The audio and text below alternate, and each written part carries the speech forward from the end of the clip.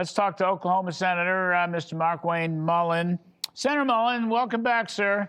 Thanks, Larry. Love the cowboy hat. You're going to get me one of those before it's all said and done. I'll be down there in a couple of weeks. Now, Absolutely. Can someone please open the government? I mean, really. The airplane crashes and worries and people are upset, and all the Democratic unions are trying to get the government open. Nobody's getting paid. The military's in combat in harm's way. They ain't getting paid. You got to do something. This cannot keep going on, sir. Well, Larry, we had a deal. We had 13 Democrats that had agreed to reopen the government. They wanted to get past Tuesday's election because they wanted to make sure their voters showed up, so they didn't want it to look like they caved last week.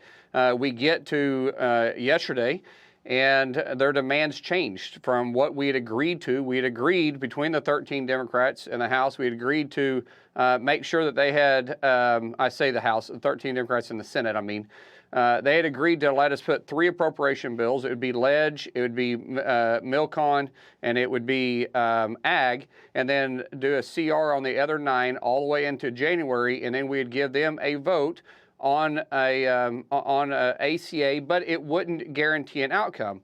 That was agreed to. Now their demands are they want to guarantee the House will do it. They want to take authority away from the president. They want the president to reinstate some of the stuff that he has taken away from the former Biden administration. It's like we're not doing that. There's no way for us to agree that. There's no way I'd even ask the president to do that, Larry. So what we're going to do in the Senate, and we're going to go ahead and put the bill forward that we had agreed to. We're going to try putting it on the floor tomorrow or maybe Saturday, and we're going to say, okay, vote against Ag. When you vote against Ag, you're saying you don't want to fund SNAP program. Go ahead and vote against Milcon. That means that you're not voting for our military anymore. Go ahead and vote against not paying military police, because that's what's in Ledge, or not military police, but our Capitol Police. Go ahead and say you're not paying your staff, because all these individuals have went 37 days without a paycheck. And by the way, if you're going to vote against this bill, you're also saying you don't want to fund air traffic controllers either. So you're going to say that we want these planes to continue to stay on the ground. Yeah, but you first of all, you're just a couple of weeks from Thanksgiving. That can't be good. That's a date that you don't want to pass, I would think, sir. And second of all, the House CR, in theory, is over by November 21. So what good is it? You need a new CR. And you know, look, you can't just take the eraser at the top of your pencil and erase that day. You got to run through a whole new CR. Which is what we're doing. The clock is ticking. There's got to be. And I just think the public, I don't know who's to blame, okay? People smarter than me can figure that out. Democrats, Republicans, I don't know. All I know is that Democrats. I think, okay, whatever. I think that the public is blaming everybody. And for all the reasons you just said. I mean, we got Ted Cruz coming on in a moment. He's been, tweeting about the air traffic controllers. Sean Duffy has been out there. He's extremely worried about the potential for accidents. That kind of thing is very serious.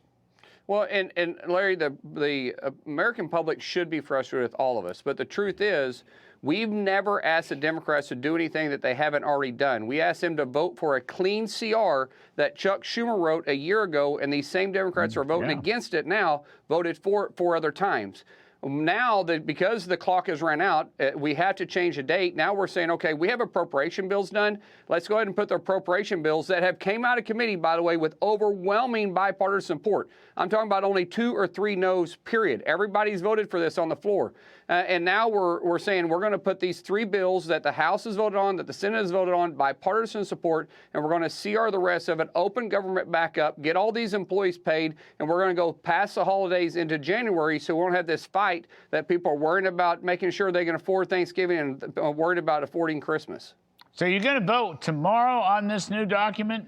Well, if we can get unanimous consent, because there's, all these debate procedures that we have in the Senate, if we can get unanimous consent to allow the Democrats to let us move it forward waive the debate time, then we will. If not, the clock will run out sometime on Saturday, and we'll vote on it on Saturday. All right. Thank you, sir. Senator Markwayne Mullin, great state of Oklahoma. We appreciate it. As always, great to see you.